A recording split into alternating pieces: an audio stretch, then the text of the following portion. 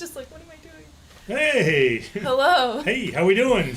I'm well, good. Well, Merced, it's very nice to have you back. You've been in the Ooperland, in the Ooper. Ooperland? What? No, What? in Michigan, we call them the Youpers. The Youpers? Yeah, you went to Youperland, right? Which is Canada. You wouldn't want to say that to French Canadians, I think. Oh, but, okay. Oh, that's right. You were on the other Quebec, side. yeah. Yeah, Quebec. Okay, that's right. So Presbytera has some commentary. Youper refers to the UP of Michigan, not Canada. Oh, I thought that was UP included of Canada too. Oh, the UP. Oh, the UP of Canada. Okay. So, well, So anyway, it's very nice to have you back here, helping host our show again. Happy to do so. And in fact, I know that you've been gone for a little while, but we've really been hitting up some really great questions. Yeah, I've been tuning in, and you've been you've been seeing. And in fact, we've got a couple of questions we've got to start off with, in fact. Yeah. So we got some questions and comments from last week that Father A still needs to address, one being sacred geometry, and I'm just going to sit back and relax over here with my math bachelor's. No, you're not. Because Marissa, with a PhD in physics. Not yet. Soon, maybe. Soon, okay. Yeah. But certainly higher order math than anything that a mechanical engineer would ever take. You had a very good analysis of the use of math and sacred geometry, and I want you to tell me that again. I really love the way you expressed that. Well, in my opinion, educated mathematical opinion is what do you expect? That's how I would summarize my opinion, is what do you expect, right? Math, you can think of it as just a language we use to describe abstract thoughts, things around us in the world. Geometry exists for a reason because we can observe it partially. So, right, you're going to have mathematical tools that seem kind of abstract that we can use to describe things in nature, and that's just kind of how it is. And, you can kind of think of like, well, who created this, right? These are the big questions that people think about, and, like there's many ways you could answer that question, but yeah, to me it's kind of what do you expect? And of course people see the beauty between like, oh, humans have been able to describe what we can observe here right. in this way that seems kind of relatable to me. And of course they're going to spiritualize it. Yeah, to divination. Divinate, I don't know. Deify? To deify this is incorrect. It is an energy of God. He has given us this sacred language, this beautiful language of mathematics that has helped us to build buildings, design automobiles, and certainly understand the abstract concepts in the world, and so that we can now, in a language that is as much a language as French or Italian or Greek, right? Yeah. Right? And has helped us to take, as you said, abstract concepts and make them practical. Yeah, right. Or take things that, because our world, right, is super chaotic and really confusing, like lots are going on all the time. So you need a way to abstract it so that it's easier for you, as the humble beings we are, to think about. Right. That's my hot take on sacred geometry. It's just, and so let's what do you expect? Yes, but let's not create something that it's not. Yeah. It is not God. Yeah. Right? It is an outcome, it is an energy of God, but it is certainly not God. Yeah. And so when we take it to that beyond spiritual level, we're outside the realm of orthodoxy. Yeah. It's a beautiful distraction. Yeah, it is. But I think Demos had some other questions lined up from last week that he wanted to take the lead on. So well, from the previous week, there were a couple questions I thought we should that people asked. I thought we should tackle real fast before we start, and we are going until 8:30 tonight. But one of the questions was in search of, is there a Christian denomination that is closest to Orthodoxy? I think you answered this last week, right? The Byzantine Catholic. This is several weeks ago. Yeah, so I would say, and you're absolutely right. The closest that we have is Byzantine Catholic, and the reason for that is that these were Orthodox churches that during the Ottoman occupation for protection purposes and for political purposes, gave honor now to the Pope. The Pope said, or the Catholic Church said, we will protect you. You can retain all of your liturgical rights, but you will honor the Pope in your liturgy. So the doctrine has remained the same, and they are under the Catholic Church, but the vast majority of Byzantine Catholics that I have met are, in their vestments, in their rites, and in their theology, are the closest to us as Orthodox. Another question we had was, after the ascension of Jesus, his disciples went around the world to spread the gospel. But what about Latin or North America? Well, certainly Peter, right, spread through Rome, spread the gospel through Rome. I mean, Peter stayed in Rome. We have the whole Quo Vadis thing, right? You know, Peter leaves Rome to escape persecution and death. And Jesus says to him, Quo Vadis, where are you going? And he returns in and continues to preach. St. Paul was in Rome. So we have the two great apostles now who spread Christianity in the West.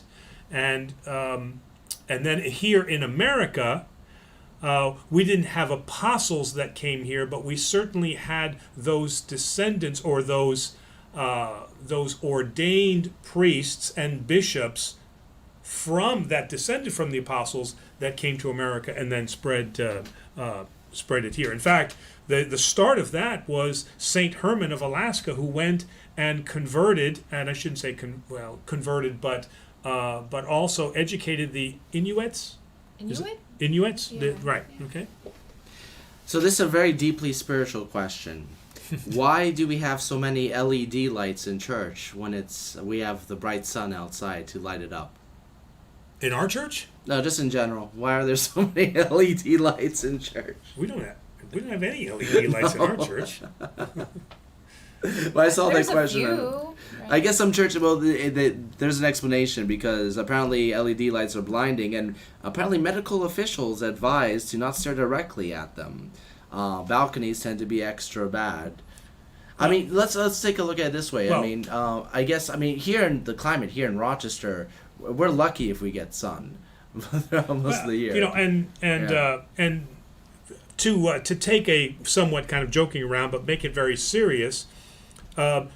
Churches, Orthodox churches, have always been designed, like Catholic churches, to have the optimal use of windows to cast light in and to lighten up the church. So use of natural light has always been an Orthodox building principle. Okay, unfortunately, some of the churches that are built right now, you know, that they either don't design in that way, that they're much more sealed up, whether it's because you're in a cold climate or something like that. But normally speaking, the apse or the platitera, which is right behind the altar, should be facing east, and then should also be a large window so that the light can shine in, and that's what lights up the altar table. So it should be natural lighting. All right, I suggest we go to some of the newer questions, and if we Yeah. have time, we'll get back to some of the older ones as well. Sounds good, Demo. So the first one up is from Nick Carvelas. So he says, "Good evening, everyone. Good evening. First question from him is, Father, who are the first three people you would like to meet in heaven?" Wow, first three. The first three. You're okay. only allowed three. Well, because the movie is the 5 people you meet in heaven, right? So Oh. usually you get 5 people. But Nick's got a stricter. Well, he knows the show's only an hour and a half. Yeah. Oh, okay, so 3. All right, I'm not going to include Jesus Christ, because whether I like it or not, I'm meeting Jesus Christ. Yeah. Okay, so we're going to take him to the side. All right, we are going to meet him. But the 3 people I would like to meet. It doesn't have to be religious. I mean, I guess. Anyone. Yeah. No, well, okay, number 1, yes, I do have a couple of religious choices. Okay, number 1, I do want to meet St. John Chrysostom, because, I mean, come on, the golden mouth, I mean, I just want to hear his actual voice. I mean, I have this picture in my mind, because having gone to Hagia Sophia and seeing the Vima that he climbed 2 stories high and gave these 3, 4, 8-hour sermons. I want to meet him. I was just, the creator of our liturgy. I want to meet him. So he's number 1. I want to meet Moses because I want to see if he looks like Charlton Heston, right? Okay, all right. And you can actually have Charlton Heston stand next to him, so you can do the comparison. That's number 3, right? No. I'm just kidding. No, and number 3 is Dean Martin. I Oh, want to meet Dean Martin. wow. Very Because, fun. I mean, Terry would probably say Frank Sinatra because she thinks he's a better singer. But I like Dean Martin. So I want to meet. Well, I should say the Rat Pack. I just think that just to hear them live, that would be great. Those are the three. Those are the 3. Those are the 3, right? No, the Rat Pack. The Rat Pack is the 3. Okay, all right. In fact, are you allowed to turn the camera to show them my Rat Pack picture? It's got my computer's right in the way. Gotcha. We'll do it at the very end. All right. The next few questions are from Trench. Hello, Okay. Trench. Hey. I'm back. Hope you're happy. His first question is, so I think the gist of this first question is like the types of food fasted in general that we do. Mainly, he's arguing that when we fasted for these foods, they were limited in resources, so this created a reason for us to Sure. fast them. Mm-hmm. So, shouldn't some foods be removed when those reasons no longer apply? Like, if we have to fast from mangoes because they're out of season, but now they're in season all the time, should we still keep fasting from mangoes? And he's positing, so if, we remove these foods because of those reasons, why not use other foods instead, like sugar, starches, which are unhealthy, things that actually could be detrimental to our health. Okay, so I definitely agree with the first part. Okay, the reason I'm hesitating on the second part is because I want to stay with the idea of fasting as was posited, I love that word, by Saint Basil. The reason that those foods were on to include olive oil, the reasons that they were there was because the money that was being spent on those, because you were no longer buying those and buying other foods, there was a delta in money, right? Because you were saving money. Yeah. And then that money was used to help the poor. Okay? So in that sense, it's not about making a healthy diet. Because if you fast, you are not healthy. I mean, if you're only eating nuts and berries and twigs and those types of things, all right, that is not a healthy diet. All right, so it's not about health. What it is about is, number one, recognizing that if I take in less, it reminds me of those who are less fortunate than me, and then take some of that money. Now, this is why I agree with the first point, because we are allowed to eat shellfish, right? So here's something that if you look at a lobster at Wegmans being our grocery store here, if you look at a lobster and you look at a steak, there is a radical price difference between those two. I can get a good steak for about probably $5 at a store. That lobster is going to cost me probably close to $20. Yeah. So now, as somebody who is saying that I'm practicing the Lenten fast, I buy a lobster because technically it is shellfish, but I spend $20 when 15 of that could have gone to the poor. I agree 100% with Trench that now lobster, because societally it has changed, it should be on the restricted list. Yeah, so it's the ethos of the fasting is more of like prohibiting excess. Yes, absolutely right. And right. more so just like when you are done eating, be a little bit hungry, and remind yourself to then use that energy, those resources you have, still to give them, Right. to help other people. Because there are many people now who are hungry all the time, and we need to be reminded of that. And the way to be reminded is to physically go through it. His next question. Oh no, there's a second part to Nick's question. Oh yes, Nick's question. Second question. I suck. I'm sorry. No. Sorry. It's been a while, you guys. But Nick's second question was actually really good, and I'm kind of ashamed that I missed it. But criticizing out loud and also internally, like inside of yourself, like if you can criticize other people out loud or criticizing them in your head or even yourself. right? Is this kind of the same thing? Like, can you equate the two? Should just all criticism be off the table, even if it's internal?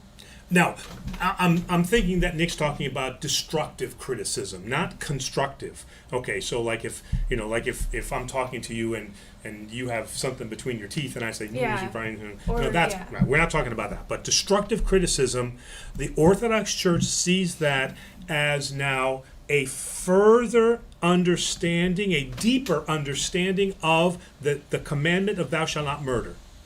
So we see it in a very serious way. So gossip, destructive criticism of people, we see that as murdersome of their soul, of their personhood. Okay, that is an attack on their image and likeness of God. So we absolutely, whether we think it or whether we say it, the Orthodox Church sees it in the same way. Remember, we're not the Catholic Church. We don't separate between moral and venial sins. Sin is sin for us, and we just leave it there. And we consider those two under the category of thou shalt not murder. Mm-hmm. That's a good answer. Yeah, great, good question too. Mm-hmm. The second question from Trench, and I'll look down a bit more in the chat to see if other people have questions, because as much as we love you, Trench, there's a lot here. So we want to be as fair as possible because we only have about an hour and a half, and now it's less than an hour and a half. And to Trench's credit, he does ask some questions that I think are interesting to many of the viewers too. Okay. Yeah, he always sparks really great conversation. His second question is, a saint said that people do not need to understand what is said during services, where, experiencing is kind of the main point of the service, the liturgy is the experience. And he asks, why is that? And if so, then why translate to waste more time? Okay, well, I see exactly what he's saying about, and I have heard people say that Father, I love the experience even though I don't understand. That is all spiritual crap. Okay, that's spiritualism, St. Paul is very clear. That's some sacred geometry. There's some sacred geometry there. I'm just kidding. I'm being funny. St. Paul is very clear. Yeah. If I speak in a language that you don't understand, I am nothing more than a clanging cymbal and a ringing bell. Okay, I am not passing on any information. All right, so this idea of I don't understand what it is, but it sounds beautiful. Yes, okay, I agree, it sounds beautiful, but you are there to be, as our bishop says, you are there to be transformed. You cannot be transformed if you don't understand. You can be transported, right? I'm transported into a spiritual realm. But the minute you walk out the door, you're the same goofy person that you were when you walked into church. You're not transformed. So we absolutely do not support that idea. That is why it has always been part of the Orthodox ethos that when we go and we I don't want to say proselytize, but when we go to other countries, like when we went into Russia and we went into Alaska, what is the first thing that they did? They translated those liturgies into the native language, so that they could understand who is this person of Jesus Christ. So I'll try to alternate between questions that are coming in and Trench's remaining questions. So Sounds fair enough. The next question is from Ken ATL, or Atlanta, I guess. If a person is watching a live or not pre-recorded internet stream of a liturgy and the priest gives a blessing, what graces, if any, does the internet viewer receive from the blessing? They receive the same blessing. Remember, Christianity, Orthodoxy, is not magical. It's mystical. So we don't have this prescribed formula like a witch's brew that unless you say it exactly right, it's not going to take. All right? The idea is that you are taking the time to worship God. And the priest offering you a blessing is outside of time. Remember, the liturgy does not exist in time. It exists out of time, outside of time. So that blessing is valid for wherever you see it or receive it. So if I watch one of your pre-recorded, liturgies or something, in a year from now, Right. and you perform a blessing in it, So I'm receiving then Yeah, at that moment. At that of- moment, you're right. You're receiving that grace as long as you're within the laser beam of my right. Of your so gaze, you yeah. have to right. You Your have to gaze. just make sure you. I'm kidding. I'm kidding. So funny. And it is funny that some of our older live services still get so many views. There's one from January that has several thousand views. I'm like, That's I like- astounding to me. I just yeah. don't. It's great. It is. It's cool. But I just. The next question, I'll go back to Trench now. He says, and I think he's more looking for some validation here. The church says people should be more like Christ. Okay. Christ would not do what most Christians or priests do now, so it becomes confusing, to kind of see a modern remodel of regular people activity, yes? Like, it's kind of confusing to attribute, be more Christ-like in our modern world. Well, we said. What does that mean, I guess? Can we entangle this kind of attitude of be more Christ-like modern people? Well, Christ is God, right? Yeah. He is fully human, but he's God. We are not God. Okay, so we are flawed and we are darkened by sin.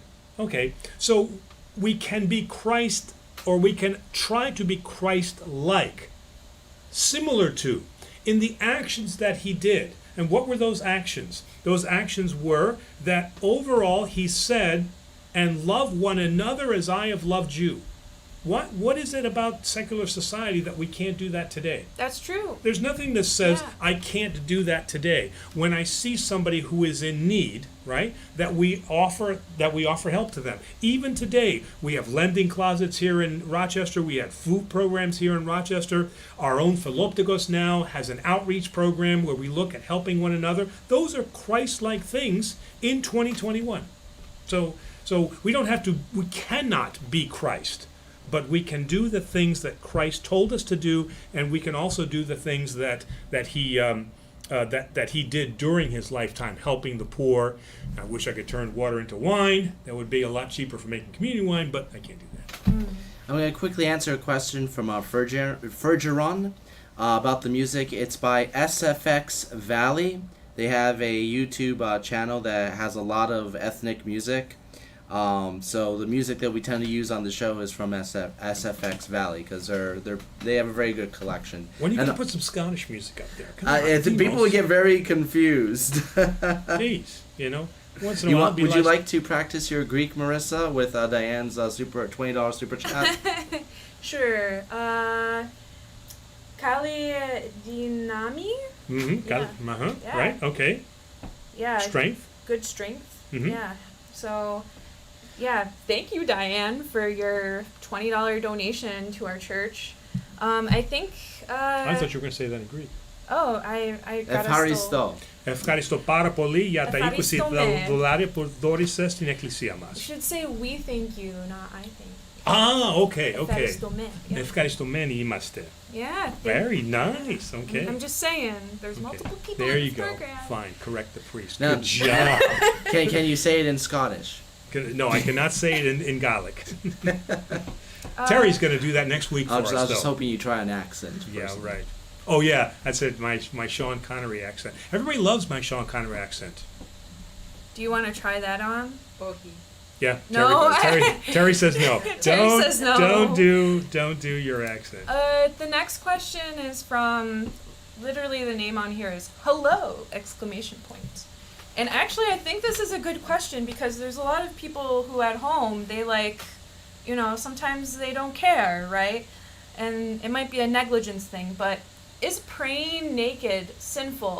And sorry if this is an inappropriate question. I don't think it's inappropriate. I don't think it's inappropriate at all. It's funny, though.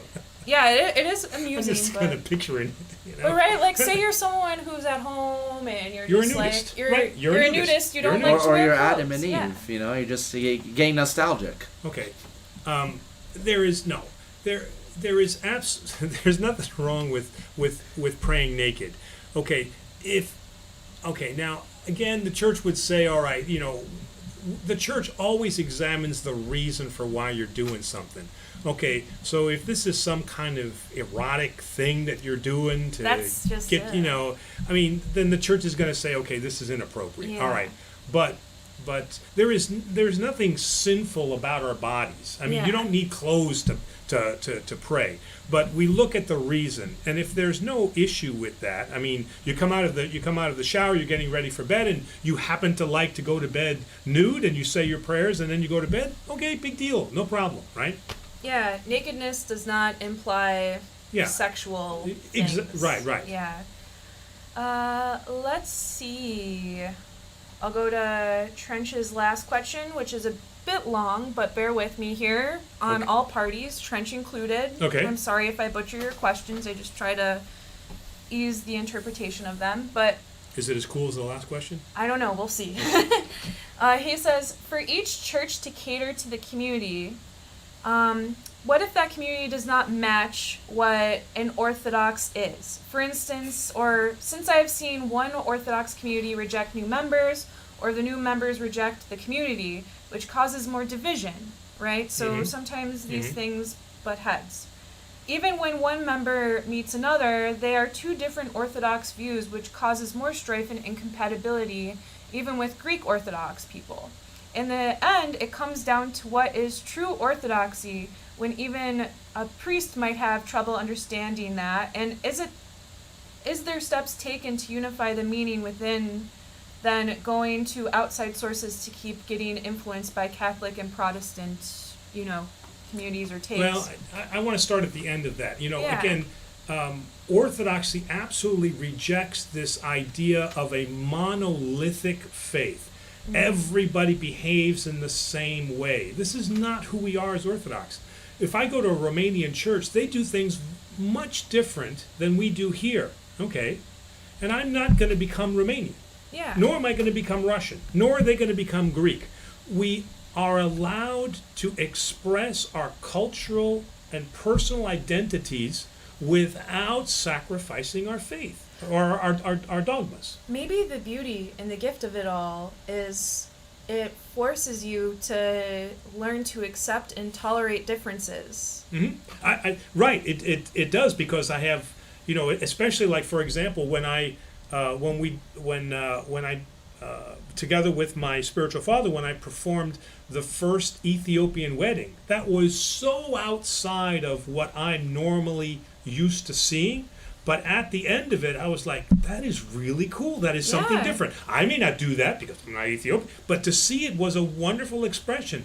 And so we Orthodoxy, we reject any idea of creating just this solid unity block. That makes Creating no a monolith. Yeah, a monolith. Yeah. It's boring. I mean, come on. It's very exciting to go to different churches and see different things. Now, I see Trench's point from the standpoint of, matching Orthodox or the Orthodox parish with a parish priest. Our bishop is very, very focused on this idea. In fact, he calls that a marriage, that a certain community, aligns with a priest, and sometimes they don't know it, and sometimes the bishop will send a particular priest in there because there is something that is lacking in that particular parish, meaning that they maybe have a priest for too long, and then they become comfortable, and now you have somebody that comes in and not changes things but reminds them of what Orthodoxy is all about, because they become lackadaisical. All right, so I've seen that in many parishes. All right, so in that sense, he is right that sometimes parishes need to be woken up again and rediscover their Orthodox roots. So the next question is it could potentially be controversial, but Okay. we're going to ask it anyway because that's what we do That's on what this we do show. on this show. But it's from RSSTTK, and they ask, why is the Go Arch, I'm assuming YouTube video or YouTube channel, posting videos with an imam that is a liar and a fraud? I wouldn't go so far to apply ad hominems and projections onto things, Yes. but do you have any? I myself, I personally saw the video. You saw the video too. I absolutely 100% reject the idea of liar and fraud. I mean, our Archbishop, LB the Forest, through an act of ecumenism, which again, for certain Orthodox, conservative Orthodox, is a bad word, right? To be anything having to do with ecumenism. In fact, that's one of the reasons that they don't necessarily like some of what I say, because, I have this ecumenistic ideal. But Elpiethophorus brings him on, okay, so that he can express an idea of his Muslim faith. I listened to it.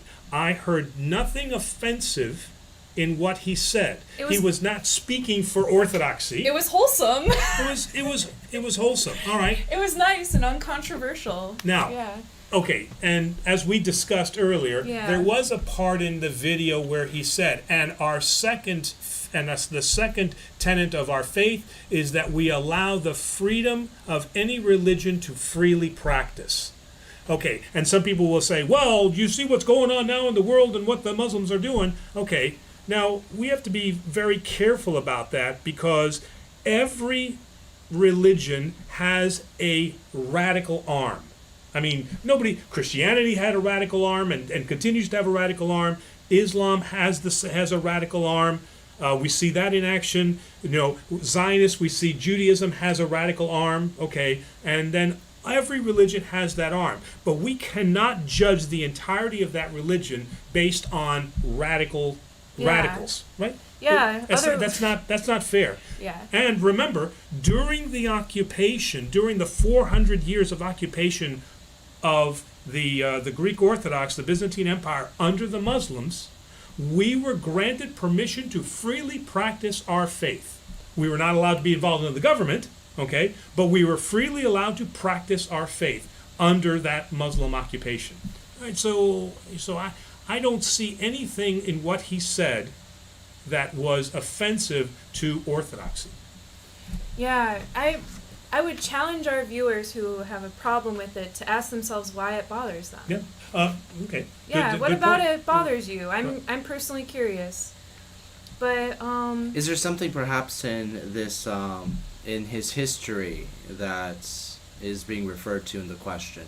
Because you heard him speak, but is there a possibility there's something in his it seems history? like Yeah. the problem is with the YouTube channel for Go Arch posting an imam. No, I think it's interesting that they did. I'm just wondering if RSS is referring to maybe something that's not present in the video. Yeah, he's just to give him the saying- benefit of the doubt. Yeah, Yeah. he is saying I can prove he is a liar and a fraud. Mm.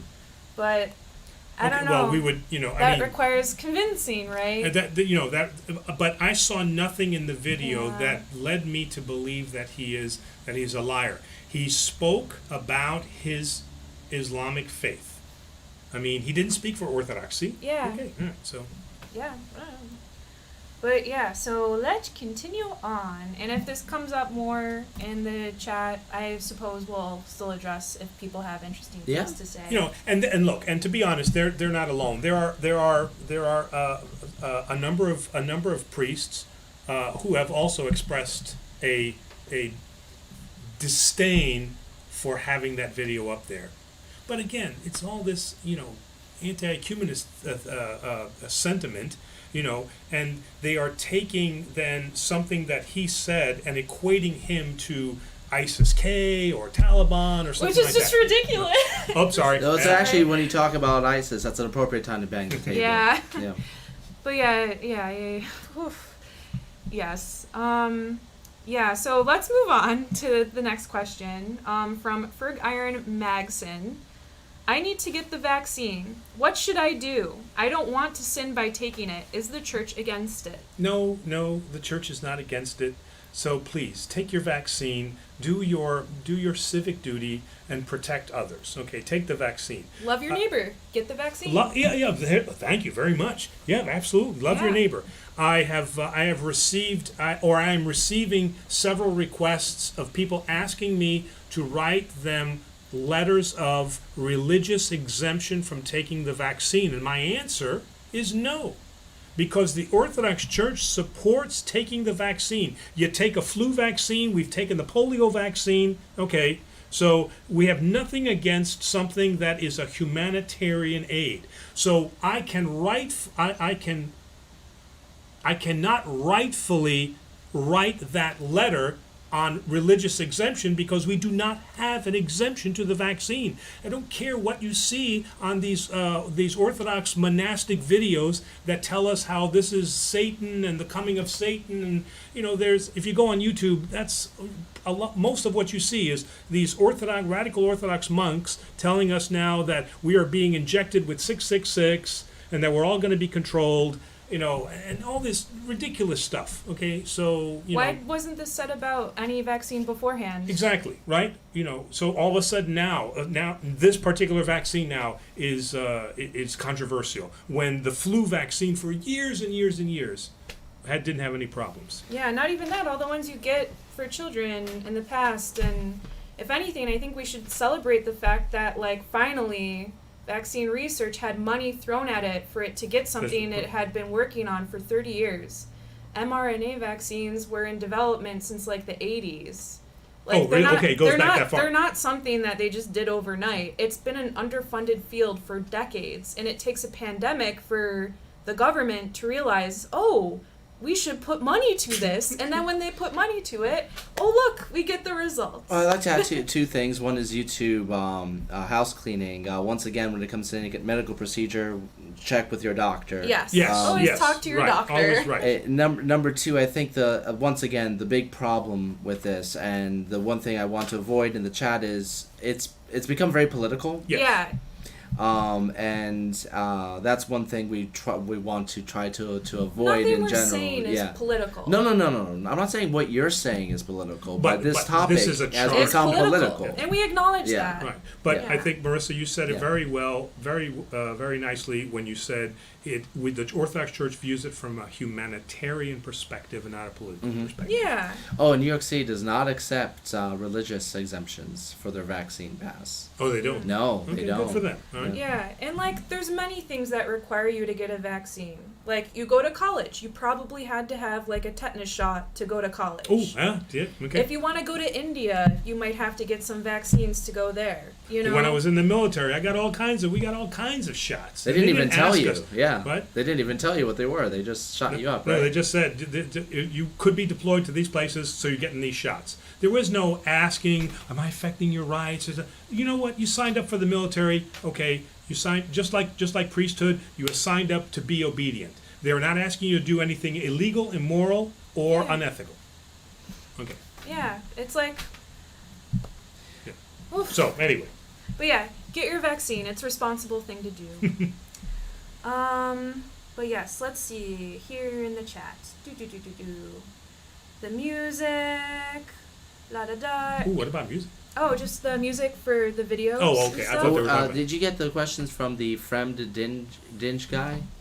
about. Directly under RSS TTK. He says Happy New Year. Oh wait, I think I see it. Yeah. I am also curious why this one. I'm the official well, channel. yeah. is Why posting- did they post it? Yeah, I guess a general question or problem that maybe the folks who are watching us now might have with Go Arch posting this video is why are they posting a video with an imam in the first place if it's a Christianity channel, right? That might be part of the problem. Oh, okay. Yeah, I can. So, and he was at the beginning. He was trying to make this connection. That I got invited on the 200th anniversary or 100th anniversary of the Greek independence. I don't know how those things are connected, but that's a good question that actually I want to ask the bishop. I want to ask our bishop and see, because you know what, I really don't know the answer to that. But let me ask the bishop and see, and we'll return to the show. And yeah, on our channel, right? You've had many religious leaders. We've had a rabbi on We've recently. had a rabbi Rabbi, on, right?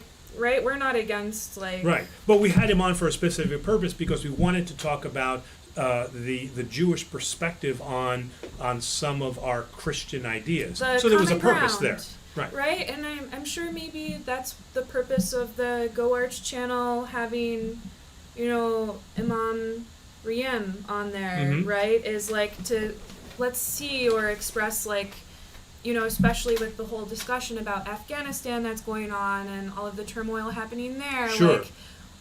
perhaps we can look at the common ground between Islam and Christianity. I mean, a moderate, Yeah. moderate view of. I mean, remember too in Cyprus for years the Greeks and the Turks lived in harmony. There was no animosity between them. Okay, after 73 in the war, okay, then that became a different story. But talking with Cypriots myself, they lived in relative harmony with their Turkish neighbors.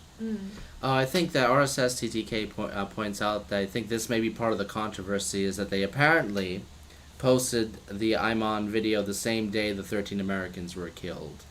As somebody that With the bombing? Okay. As somebody that produces videos, sometimes you can have. I don't know if this was filmed live, so I'm just speaking out of the seat of my pants. But if that's a saying, anyway, sometimes you produce a video and ahead of time, and it's scheduled to post. I know that one time we did that. We had a video that was posted during an unfortunate day, but it's because we planned ahead. But sometimes that happens. But I can understand why somebody would see that and say, "Oh, maybe that's in bad taste." Yeah, and who knows? Maybe some of those servicemen who were killed were Muslim. So, I'm kind of just like, what is what is mutually exclusive about posting that and this atrocity happening? In my opinion, I'm not speaking. Oh, it's like if a Christian does a mass shooting, how dare they post a Christian video? It's like that connection. I see. Yeah, I see what you're saying. Right. Oh, and thank you, Diane. Yes, thank you, Diane. We'll get to Aaron right now. Thank you, Diane, so much. Let me get to Aaron's questions. So his first question is. My first question is, Father, can you explain a bit more on the ecclesiastical New Year? As of this year, as this year is over 7,500 years or so according to the church, since the day of creation, but we are to take that figure literally?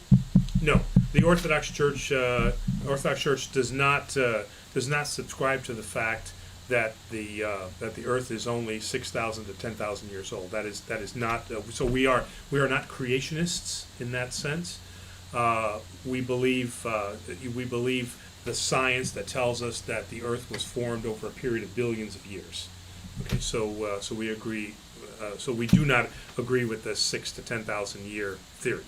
Now the first part of that, because I wanted to answer. Can you explain a bit more about the ecclesiastical New Year in general? Okay. What is it? When is it? Okay. Just all of it. Oh, lean more forward. Okay, great. All right. So then I got to put my hands on it. The indiction is the technical term that the Orthodox Church uses to mark the beginning of the liturgical year. So what's an indiction? An indiction is actually a Latin term from indicto, which means to mark or to place a value on. So it's a Roman term. So and the idea there is that we are marking the start now of a new year. Okay, in American custom, right? The new year is January 1st. Okay, in Western society, or at least in Western churches, the typical start of the new year, like for example the Catholic Church, is the beginning of Advent as we approach into Nativity. All right. But for the Orthodox Church, we mark it on the 1st of September. Now, it used to be, for years, the Orthodox Church marked it on September 24th, all right? And the idea was that was kind of at least for the Romans, it was the beginning of the tax cycle. The tax year began, during this term of indiction, all right?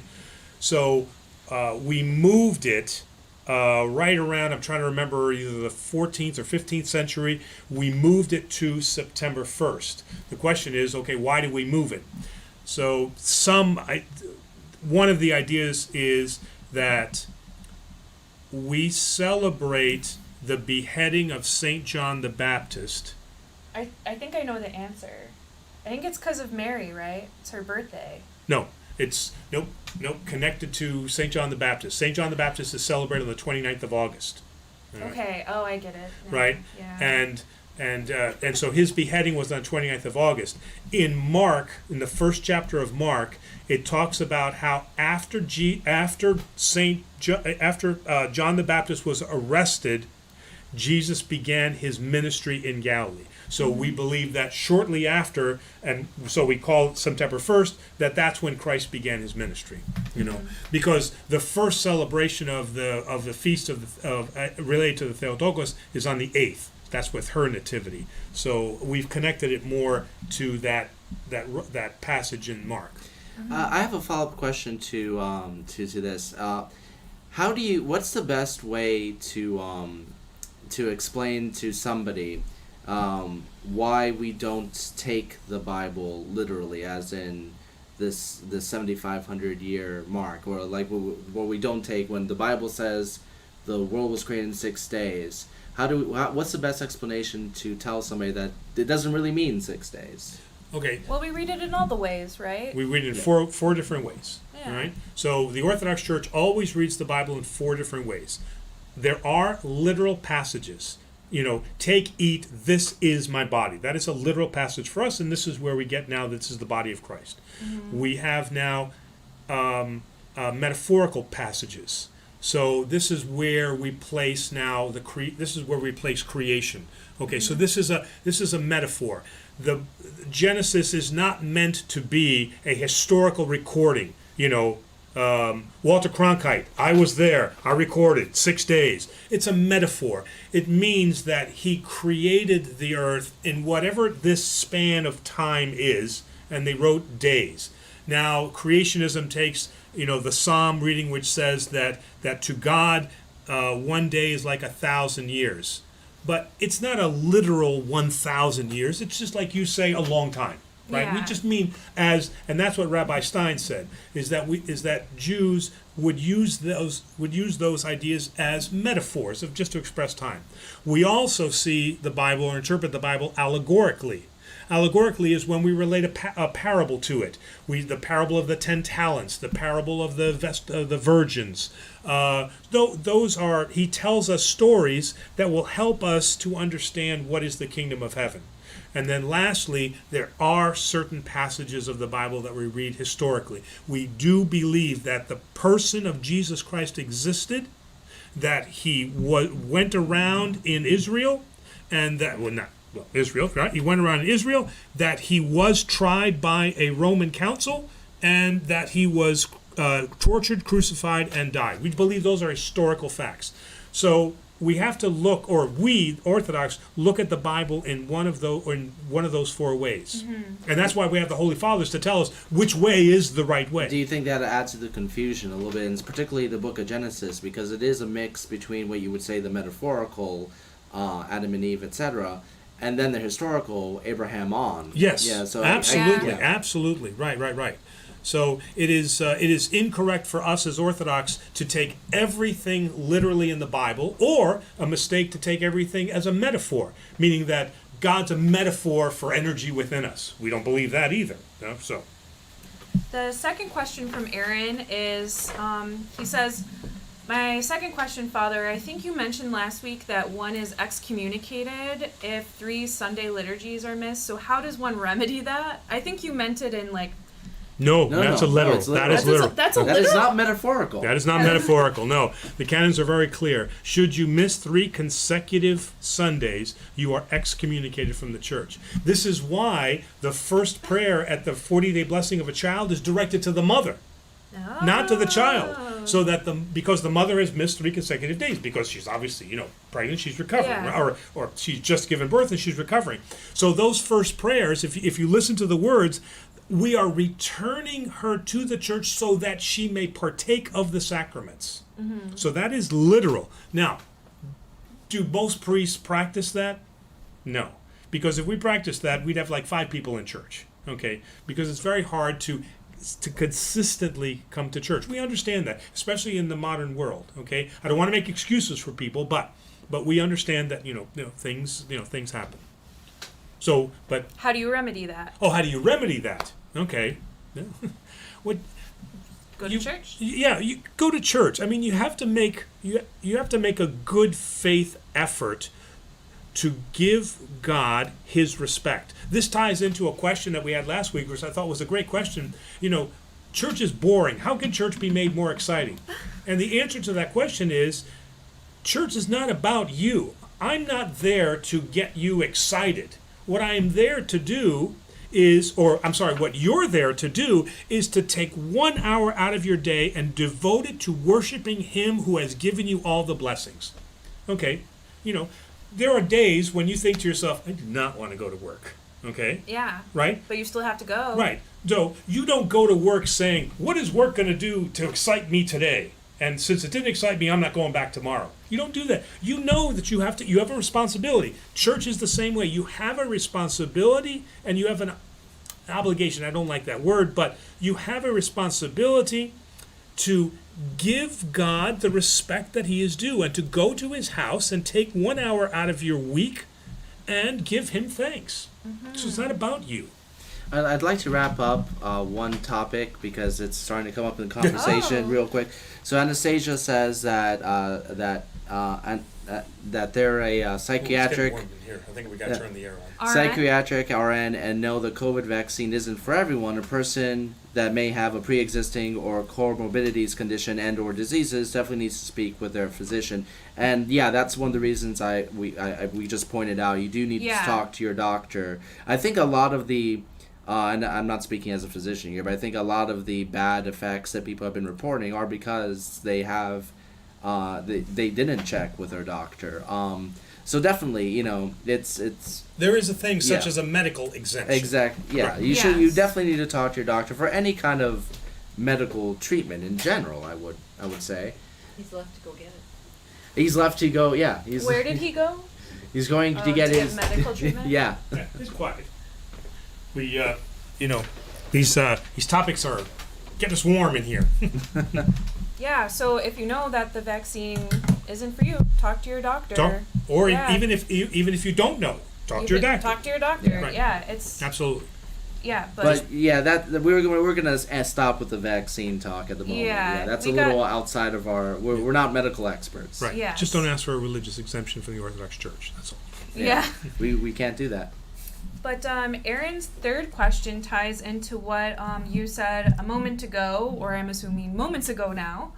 How do radical Orthodox monks and clergy justify these types of views on the vaccine? If they hold such views, are they in good standing with the church? Not to bring it back to the vaccine, but there are some monks on YouTube and stuff who might say some kind of out there things that might not be in line with the church. Like, how does the church handle that? I don't know. Like, I guess the answer is it doesn't, right? It's not their job. It's right, and here is a perfect example to show that we are not a monolith, right? Yeah, exactly. There is no police force that says you get in line with your belief. I mean, there are varying opinions of orthodoxy. Yeah. Okay, but not on dogmatic statements. I don't care how radical you are, and I don't care how liberal you are, you believe that Jesus Christ is fully God and fully man. You believe that God is one but exists in a Trinitarian state. Okay. But on smaller points that are not biblically referenced, like vaccine, okay, there are varying opinions, and the Orthodox faith allows that. Yeah. So let's find another question. Let's jump back up to Napoleon. Where is Napoleon? Oh, I see him. If we receive death because we sin, then why do animals die? If they, right? Because everything was tainted. Yeah. Death came into the world. Death came into the world, and this is why trees die. I mean, everything has a lifespan, right? Innocent bystanders. Yes, collateral damage, right? Unfortunately, Adam and Eve created collateral damage. Yes. Everything became deadened by sin. We're getting on down to, so there was Napoleon. Oh, yes. I heard this today. This made me kind of sad. Famous Greek music composer Mikis Theodorakis, famously known for his Zorba, right? Oh. And also was a politician and everything. He was in parliament. He made, like, movies and stuff as well. Very, very, prosperous in many arenas in life. He just passed away today at 96, which is impressive. That's, Yeah, PX says, may his memory be eternal. Kali Zoe. Right, Yeah. right. So, Zoe Semas. Yeah. But yes, I like Diane's question here. How do we help a friend from hating? How do we help a friend? A friend? Sorry. No, the oops. friend, the abbot, right? Oh. The creator really? of the Ephraim monasteries. Oh, nice. So, okay, but how do we? Help a friend with a ND. Whose from name might hating. be a friend. Who might be a friend. How do we help them from hating? So say you have a very hateful friend in your life or someone you care about, and they're very hateful. You know, they just, when you're around them, very negative, they have a lot of hate in their heart, they're always critical. How do you help them get out of that? Okay, well. Can you help them get out of that? Well, so here you go. Well, because one answer is not going to be a popular answer, because one, Orthodoxy is a faith of example. It's less a faith about words and more faith about examples. So you have to show yourself as the light of Christ. That's what you have to show. And so you don't exhibit those properties. Okay, so that's number one. Okay, number two, when that property is exhibited before you, you have to reject that verbally. Mm-hmm. This is not the way that we should believe. This is not the way that I should believe. If you have called yourself a Christian and you continue to hate, then you are not a Christian. You have to call them out. I mean, St. Paul tells us, we have to then, he gives us instructions on how we are to counsel one another. And the first thing he says is to approach that person and say, if you call yourself a Christian, then you cannot have this behavior. Okay? Now, then he says, all right, or Christ says, and if they still refuse, then wipe the dirt off your sandals and move on. You may have to remove this person from your life.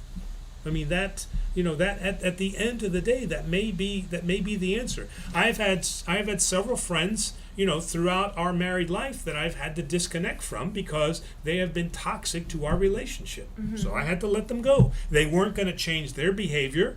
Their behavior was inappropriate for us as a married couple, and so they refused to change their behavior, so I had to jettison them. That sometimes, unfortunately, is the answer. Would you give the same advice if this person is family?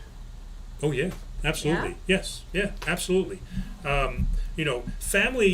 Family gives them only certain rights, but you cannot be around hypocritical people.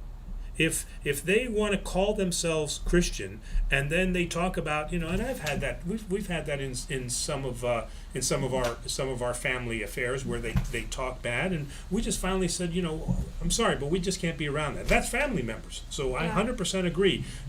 As Christians, we're not gonna make allowances just because they're family. You gotta, be the example, call them out. But then you may have to, and they may come around at some point. Yeah. Who knows? But then what do you do in the extreme of that, right? Like, we all know how families can be, especially Greek ones, right? Yes. Where you'll have a brother and a sister just not talk to each other because of something forever, for years. Mm-hmm. And Greeks don't hold grudges. Yeah. What do you say in the extreme of that, right? Like, they could probably posit that, oh, I'm just not talking to my brother because he's toxic and tried to swindle me out of my business and money. What do you do in that kind of situation? So is it the same thing? I don't know. Okay, so in that sense, that's a good point. In that sense, because they're family, you should always try to reconcile. As Christians, we have to extend ourselves. So you are right in that sense that we can't necessarily say, well, when he's ready to come to me, then I'm gonna. We always have to make that first step. Try to continue to make that first step, and always let that person know that we always have love for them. Mm-hmm. But I don't have to necessarily like you. But I will always have love for you, and I will be here when that behavior changes. Alcoholism, drug abuse, hatred, whatever those things are. I always love you. I will always be here for you. But at this point you are toxic to my relationship, and until you see that, we're going to have to stay separate. In response to the literal Bible discussion, Owen Petard mentions fathers 1 hour a week in the Orthodox Church is also metaphorical. Yeah, because it's 2 Because hours. it's usually No, only 2 yeah. hours. That's way much longer. That's funny. I like that. That is very funny. Yes, let's see. Yes, that is not a literal interpretation. Why do you think we had to change it to 90 minutes, Owen Petard? So, Robert. So Robert, Yeah, yes.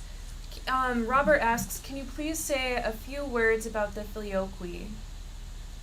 A few words. Yeah, just a few. No, he 10. said, say a few words. A few words. And I said, no. Yeah, it did do that to me. Sorry. I've been rubbing off on you in the worst way. Hey, oh. Yeah, it oh, really. man. All right. I'm suffering. So so really quick again, filioque, the Roman expression or the Roman term, Latin term for and the Son. Okay, so in that one of the creed was changed by the Roman Catholic Church to include the addition of and the Son, the filioque. So what we say and the Father, and so and he proceeds from the Father and the Son. Okay.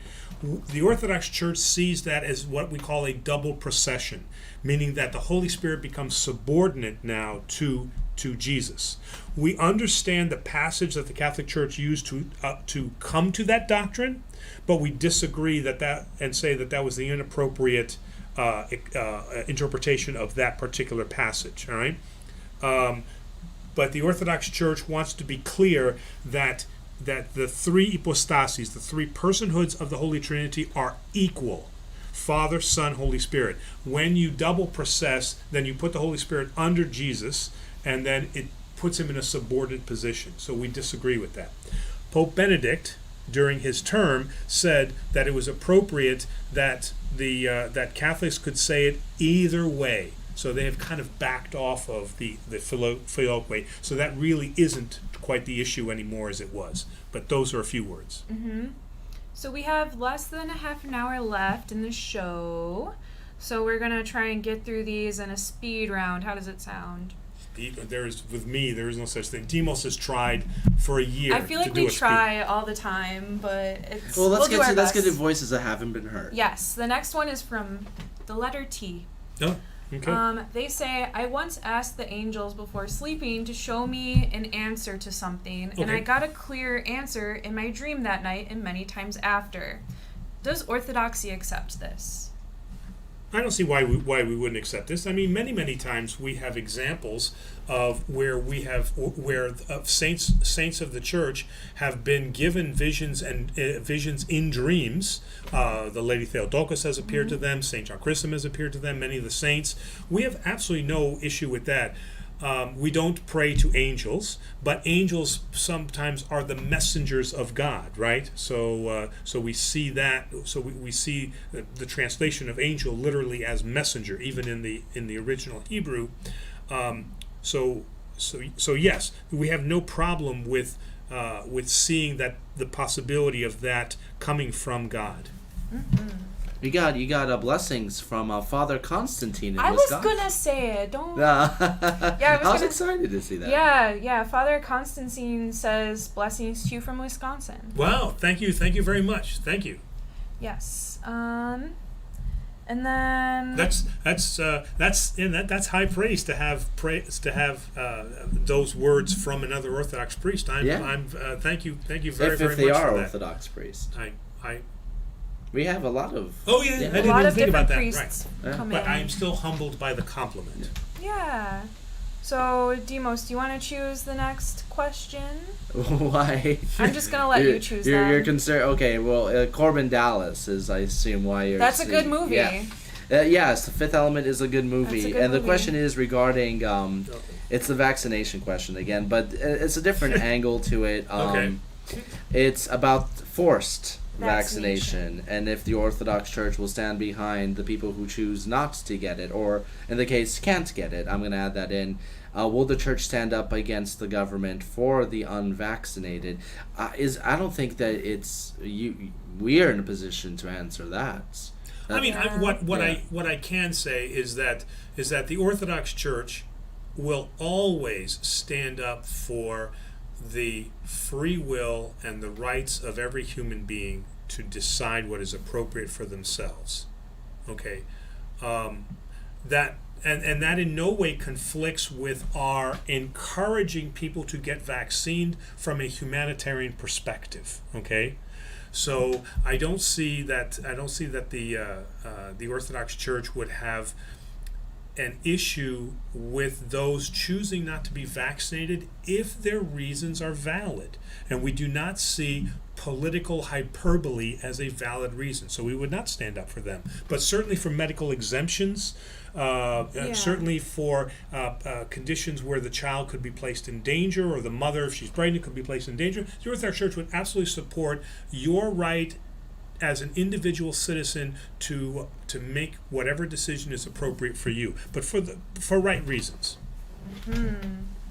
That is a good question. Yeah. Yeah. Let's see. Trench has a fifth question. Why does the Greek Orthodox Church, new church built, is just being made into a multi-religious church that just only is for Orthodox? I'm confused. Oh no. I think he's talking about the one in New York City. Oh, wait, can you elaborate? What is this? Okay, so For those of us who don't follow. So there was a very, very, very small church, St. Nicholas Greek Orthodox Church, downtown Manhattan, okay, that was destroyed as part of the 9/11 bombing. Oh. All right. So when there was time to rebuild that church, the Greek Archdiocese then made a deal with the Port Authority that they would trade the space that small parish was in and give it to the Port Authority, and the Port Authority would give them a space where they could build a new church. So they did. They built the new St. Nicholas Church, which is clearly an Orthodox church without reservation. But what they did is they set aside one room that they call the contemplation room that anybody of any faith could go in and pray.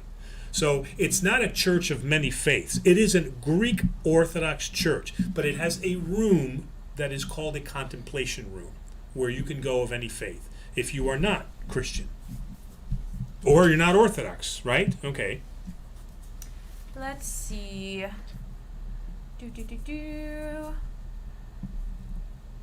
M. Morhaveth 0817 says, did bishops in the Orthodox Church always remain celibate? I was under the impression that some of the original first, maybe second century bishops were married, for example, Peter. Did this change? It did. So yes, in the early church, the bishops were married, but I can't tell you exactly the century that changed, but the Orthodox Church did change, and then they required bishops to take a monastic vow. All right, and being a monastic, they cannot be married. So once they changed the bishopric to be a monastic vow, then bishops became celibate. Demos, was there a question? Yeah, the same person had another question from earlier. Why are there only 7 ecumenical councils and not anymore? Is it possible today to call another council, or would it be possible to address an issue by a council today if it became necessary? The reason that we stopped at the 7th Ecumenical Council is because after the official schism between the Orthodox and Catholic Church, we no longer have the Pentarchy. The Pentarchy is the 5 patriarchates, right? Alexandria, Jerusalem, Constantinople, Antioch, and Rome. The Orthodox Church states that you cannot be ecumenical unless you have canonical participation of all 5 patriarchates. The Roman Catholic Church has said, no, we are the universal church, ergo we can have an ecumenical council. We do not recognize any of the councils that they have had since that as ecumenical councils.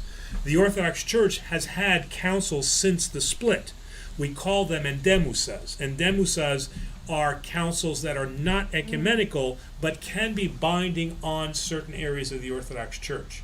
So until there is a reunification of the Pentarchy, which means Rome comes back into the fold, we cannot, as Orthodox, have an ecumenical council. So nothing right now can be binding on the full Orthodox Church, other than the second seven ecumenical councils. Let's see. Oh man. Okay. Matthew Martinez. How do we know the definition of a god? What a god is and is not?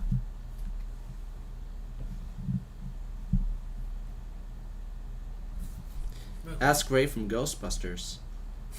Always coming in with a good. Well, this becomes the issue because the historic theologians of our church, the St. Basil, St. Gregory's, have stated that what can we say about God? Can we even say that God is good? Because then we say that we have ownership and understanding of good, and ergo we judge God as good. So it is inappropriate for us even to say that God is good because we don't understand what good, we don't know what good is. But at the same time, then St. Basil and St. Gregory say, but we must speak about God. So there are things that we can say about God, all right? And so we say that he exists in three persons, but he is one. So we make dogmatic statements, all right? And then we make other statements that we understand we cannot define, but we say them anyway, like God is good, God is all merciful, God is compassion, God is love, all right? So we say those types of things, but the Orthodox Church, in a very paradoxical way, will say, well, then you know what love is. You know what perfect love is. But how can you have perfect love if you're darkened by sin? Right? So it's a good question, but the answer is paradoxical because on one hand, you really can't speak about God because then it means that you have contained him in a box. So that is inappropriate. But at the same time, we are not a faith that says you can't say anything about God. He's the unknown God, Zoroastrianism, right? Those types of, or not Gnosticism, which says we don't know what God is, but he's an idea or a thought. We can say concrete things about who God is. Theism. I think that's what that is. Agnosticism or Gnosticism. I think that's just like I don't know.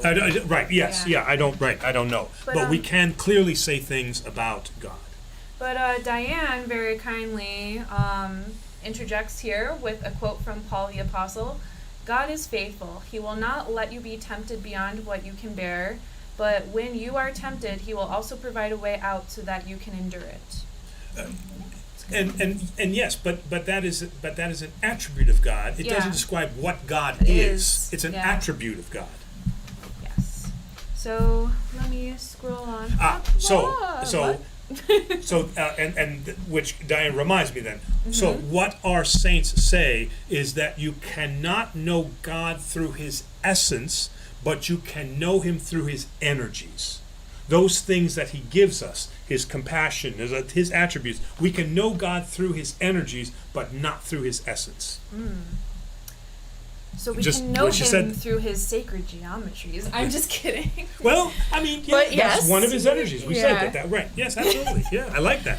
But the wheel goes round and round. Yeah, but George has a question here. He says, "Hello, Father. While you say the liturgy is not about you in regards to those who question what they get out of it, can it not be said that it is about you and God, and God in us?" Yeah, okay, that's a symbiosis though, right? Yes. So that is, so I am giving something, and then God in return now offers then his body to us so that we approach God and then God approaches us. So I absolutely 100% agree that it is God in us. It is a synergistic relationship. But to walk into church and say, entertain me, that is absolutely narcissistic. It's easier with you, though.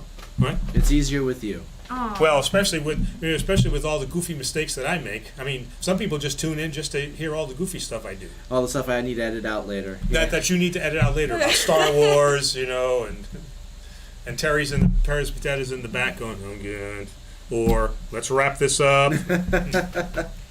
Oh man. I think you're very capable of doing an 8-hour sermon, by the way. Ooh. I think you could do it. Like what is it called? Filibustering? Yeah. Oh, we'll have a sermon filibuster. We'll live stream it. Live stream us. Sunday, we'll start them out slow. Sunday, 4-hour sermon. We'll kind of move up to 8 hours. Sunday we'll do 4 hours. By the way, I'm sick. Help me. I'm sorry. Oh, yeah, I can't make no. it a live stream this Sunday. Well, we have our Philopticos brainstorming session this Sunday after liturgy, so I can filibuster about that. yes. Moving on. But yeah, moving on.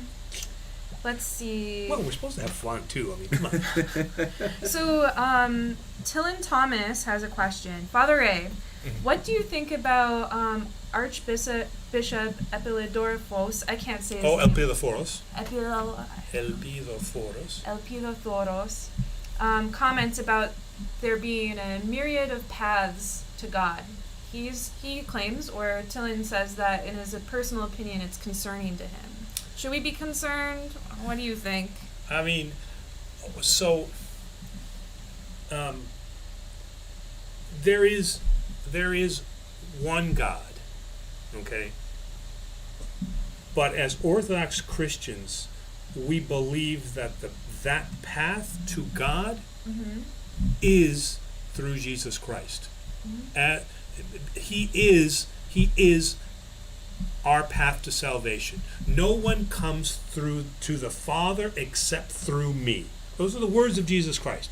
So for us as Christians, that is a closed statement. Jesus Christ is the answer.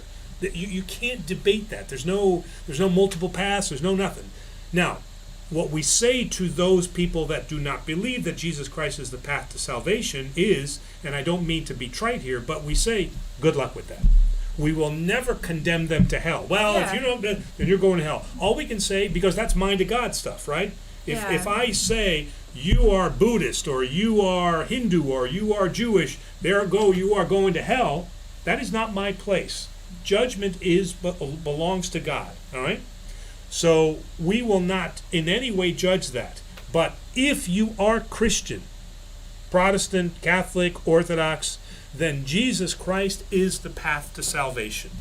Now, what we will say about that is that different people will take a different path. Some struggle along the way, right? They fall off the path because of sickness, and then they fall away from God, and then they come back.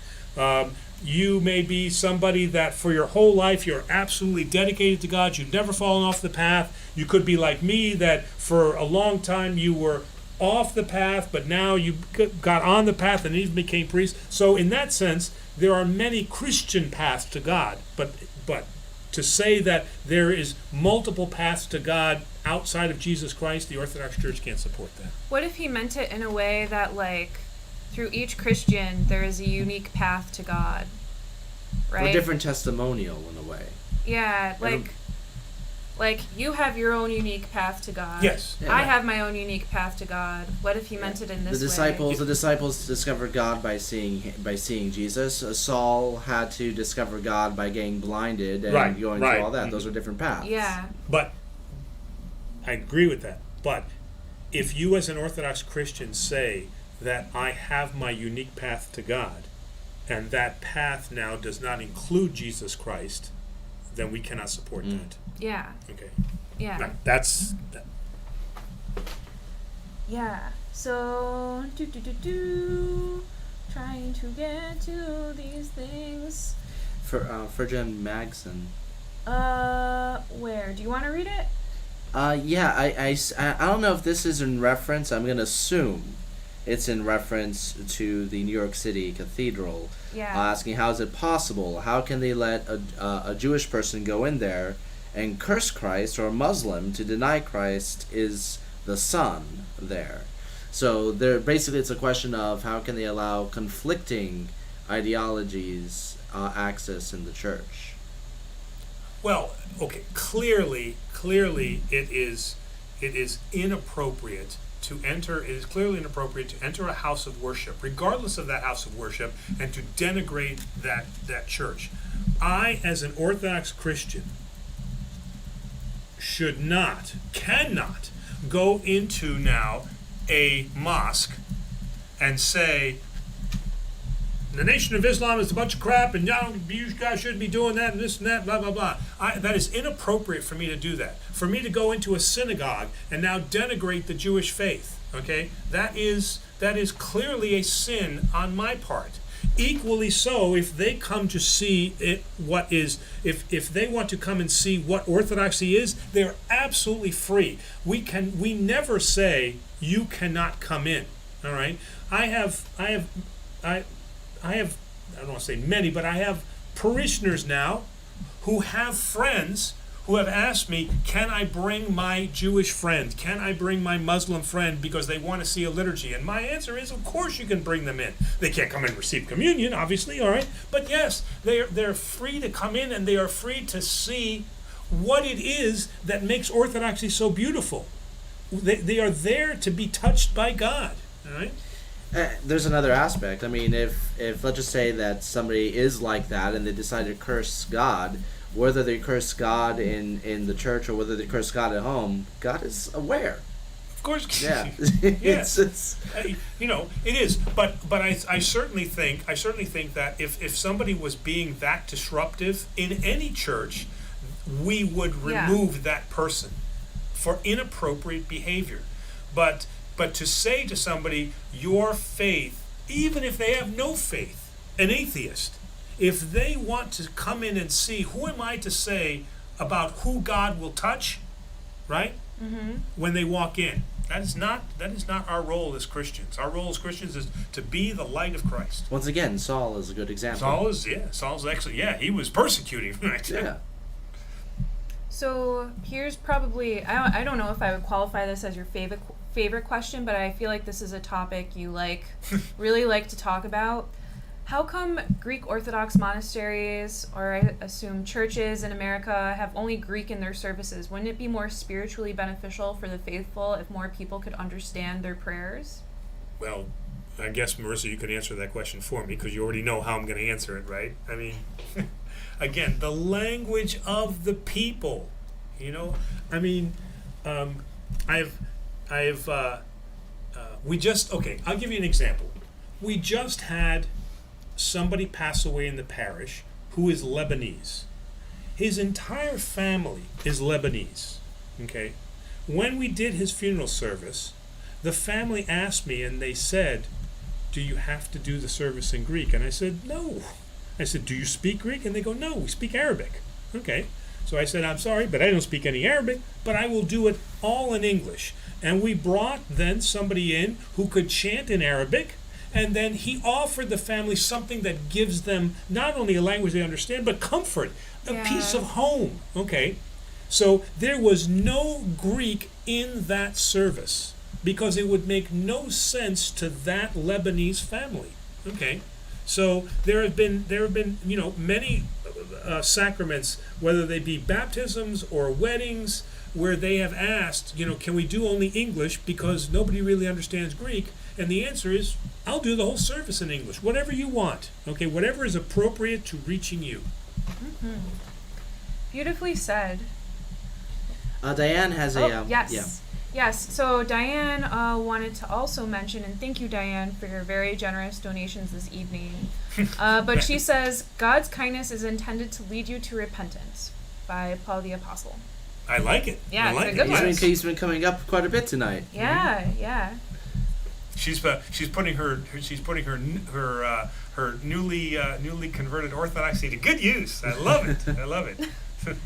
So let's see. So M Horvath 0817 has a follow-up question. What was the reason for the change in having bishops take on monastic rites and vows? Oh, I know the answer to this question from the Catholic Church, but why they changed, why they were not allowed to be married in the Orthodox Church, that is a question that I am not quite sure the answer. I know I had Research for read later. it. I had read it one time, but I don't know why we changed that. Trench has a very simple question, perhaps, but how long before communion can one drink water, and how much? You can drink water as much as you want. In fact, the only time I would not be drinking water is when you're standing in line to receive communion. But if you're sitting in the pew, drink water. It's fine. There's no problem. I mean, again, there are some crazy Orthodox out there that are saying, I've seen them. I've served with them, and they say, "Well, I won't even drink water." Water is a naturally occurring substance. Why are you making it sinful? All right. I mean, okay, you shouldn't be back there eating a steak. Yeah. Okay, all right, because now it's disrespectful. But when you are, if you need water, you need to hydrate. I don't have a problem with that. I don't want you standing in line going, I'm drinking water. Okay, I was like, no, you need to be respectful in line. But hey, if you have a bottle of water with you during liturgy, drink water. I think there's a difference between fasting for food before communion via water. Right. Yeah. You can last 30 days without food. Water, not so much. Yeah. I don't want to see you with a bottle of Jack Daniels either. Yeah. Okay, well, it's water. But there's water in it. This is the water of life. No. Some some families that come to church that might have young children, they might need a snack, right? So as long as you're not disrupting the service. Yeah, right. If you need to have a snack as a child, that's appropriate. I think. Like if you're an adult, don't be eating your goldfish. Let's see where I see that all the time. I know different priests have different thoughts about that, but for very young children, you're right. Sometimes they just give them the snack because it keeps them quiet. It keeps them from yelling. And I can understand that. But once a child reaches an age that they understand what it is, what they're about to receive, then it is inappropriate to feed them. Right. I mean, if your 8-year-old daughter turns to you and goes, "I want a snack," the answer is no. You can last, okay? Yeah. But your 3-year-old or your 2-year-old, I mean, there's no problem. They with might need a snack. Yeah, exactly. Is that perhaps one of the reasons why the Catholics wait so long? Like, was it chrismation before they allowed children to take communion? Perhaps. No, I think it's because they want them to go to Sunday school. Oh, Right? that's a good point. Why don't we end with Robert's question? Let me see. Where is it? Robert. Father, what do you think about the Eucharistic miracles that had happened in the Catholic Church? Did these kind of miracles happen in Orthodoxy? Do you believe that these miracles are making the RCC true? What is the RCC? Roman Catholic Church. Ah, yes. Well, I guess I'd have to ask about what Eucharistic miracles they're talking about. There is the Catholic the Catholic I don't want to say story. What is the word I'm looking for? But the Catholic idea that if the priest receives unworthily, that one example of that is that the body and the blood actually become the body and blood. It tastes like meat and it tastes like blood. If that conversion happens, that is indicative of a unworthy priest. And in fact, somewhere in the Vatican it is said that there is actually then a piece of the body which has become meat. That they've actually had it somewhere. That's what I've heard. So for myself, whenever I am ready to receive communion, I approach the cup every Sunday with fear and trembling because I am not in any way worthy to receive what I am receiving.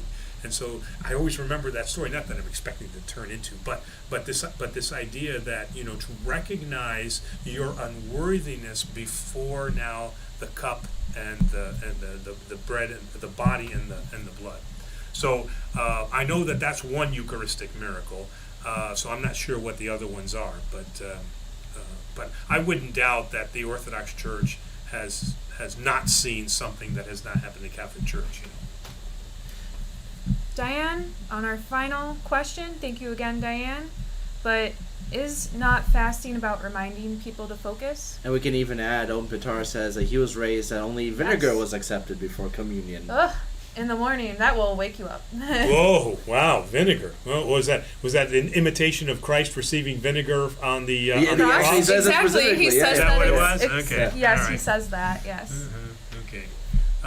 So Diane's Fasting, reminding people to focus. yes. It is like a focusing tool. But the question is, we have to remember what we're focusing on. We're not focusing on weight loss. We're not focusing on just eating healthy things, okay? Because again, like I said, a level 1 fast is in no way healthy, right? Yeah. Okay, and so like I said, not losing weight, but we are focusing on those who are less fortunate than us, and focusing our minds on God. So yeah, I like that expression.